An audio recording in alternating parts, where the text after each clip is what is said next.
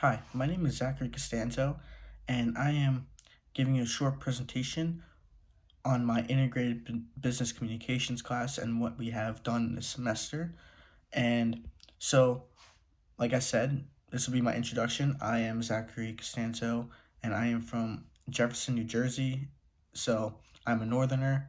So, picking Coastal Carolina was a good option for me because I wanted to be down south and in a warmer spot. So this is a great fit for me.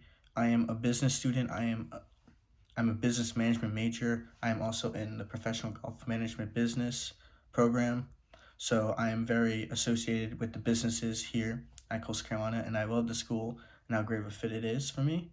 And like I said, coming from New Jersey, coming to South Carolina, being a golfer, it's great to be in warm weather. So that made me choose this school. So I wanted to get into my industry and company research that I did. So the industry that I picked was the MLB, so Major League Baseball.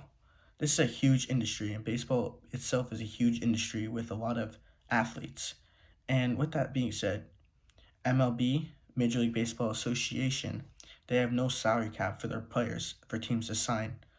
And as coming from a business standpoint, that is pretty crazy because a lot of or every sports team has a salary cap. So that what that means is a team can only sign players to a certain amount.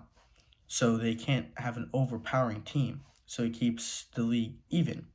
MLB with no salary cap, with a superstar, they can be getting paid close to 500 million.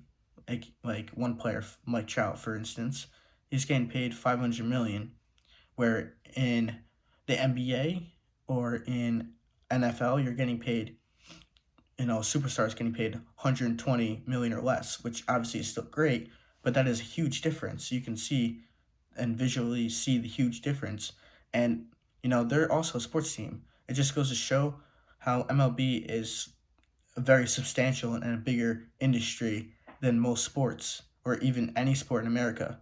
And that this definitely goes to prove that MLB, without having a salary cap, shows that they are the top of their competition with their marketing and with how they run their businesses and how they run their teams. And we're going to get into that with a team specifically we're going to talk about. So, but with that being said, in the industry itself, Major League Baseball is definitely the biggest in sports, and they produce a lot of marketing and a lot of business across America and across the world. So, with that being said, a team that I picked in or a company that I picked inside the Major League Baseball Association would be the Yankees.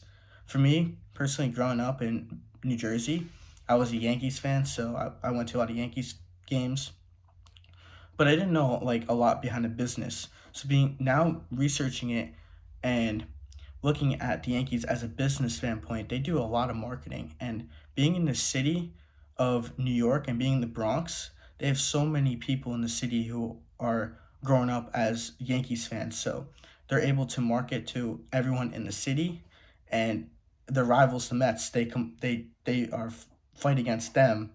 But I think the Yankees are way more successful as a business, as a company, than the Mets. And really, I think the Yankees are probably the top MLB company to be out there. And with that being said, they're able to sign a lot of the big name players, and that gives them an advantage.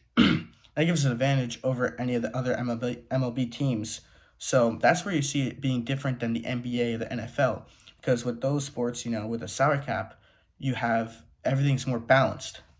Well, now you're seeing it with the NBA being a little less balanced, but compared to baseball, a team can sign any player for a big contract, and with no salary cap, it doesn't really hurt them. So just based if the player really likes New York, which New York's always a very big destination spot for many players, being New York City, playing in the Bronx. So that gives the Yankees a definitely like a front runner advantage over any other company team in baseball. So with that being said, the Yankees marketing is way bigger than any other team especially teams that are in smaller cities. Yankees are really competing against only a couple teams in the industry, which would be the Dodgers, the Red Sox, all the other big names teams. But that makes it harder for a smaller town, smaller team to gain spotlight and get a better team. So, for instance, I want to just throw an example: the Tampa Bay Rays. They are a very good team, but they don't produce about a lot of business because they don't have a lot of fans because of where they are, the area. So even if they're very good, like last year they made it to the World Series, they didn't develop as much hype as the Yankees or any other team would. So that it, like I said, doing the research, I found that really interesting and kind of cool. And that's one of the things that we learned and did throughout this semester.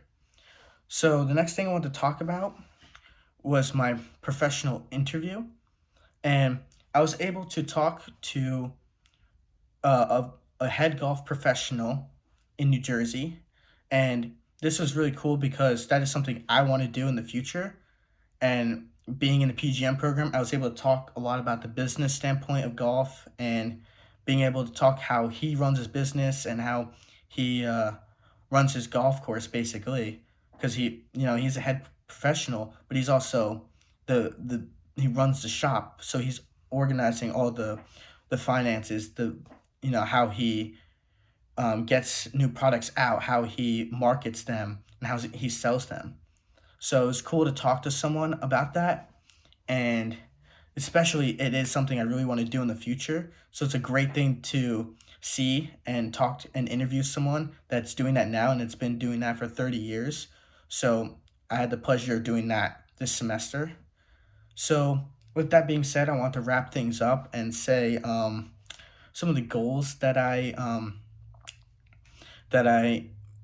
have accomplished and want to achieve in the future. So right now, one of my goals was getting into college and being in college and being successful. Right now, I think I am pretty successful and doing a lot of internships and a lot of business opportunities. But right now, my goals for the future would be to become a head golf professional, get through the PGM program, and get a job in the golf business because that's where my passion is and where I love to be. And with this class, communication, everything, I learned a lot that can give me a step towards getting better jobs in the golf business. So that is what I wanted to talk about today. So thank you.